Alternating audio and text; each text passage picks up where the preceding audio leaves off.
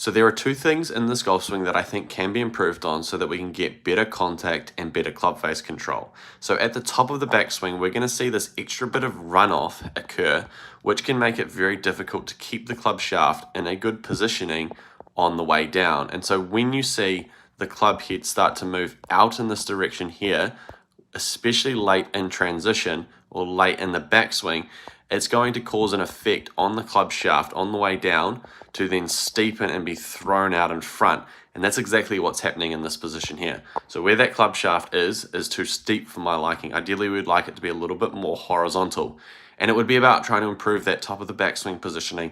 That would make it a hell of a lot easier to shallow this golf club on the way down. I don't even think it would be very hard if you could get that backswing position into a better spot. The club would naturally shallow anyway.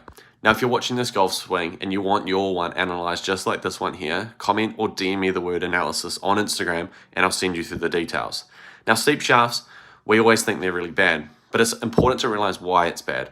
Because in this position here, when the shaft gets steep like this, what you're going to see is we're going to see this posture stand up quite significantly with the pelvis shifting in towards the golf ball. And that's very hard to control the height of the golf swing when we're coming through to impact.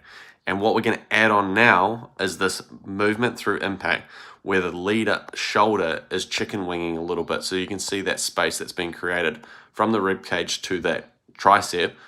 It's basically like that left elbow is pulling this club up through impact. And that can also add an element of making it very hard to control the arc height of the golf swing, just the height of the golf swing in general. And so I'd imagine that this player probably struggles with a little bit of thin contact, even fat contacts as well, and just trying to improve that would be very important in order to create better scores out there on the golf course, but also better ball striking.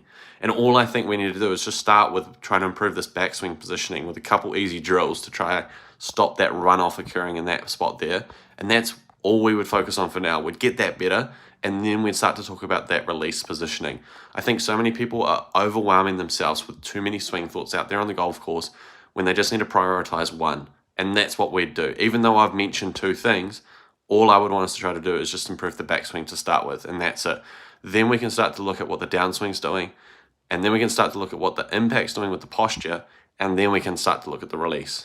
So it's about prioritizing what's important, not just trying to do everything at once.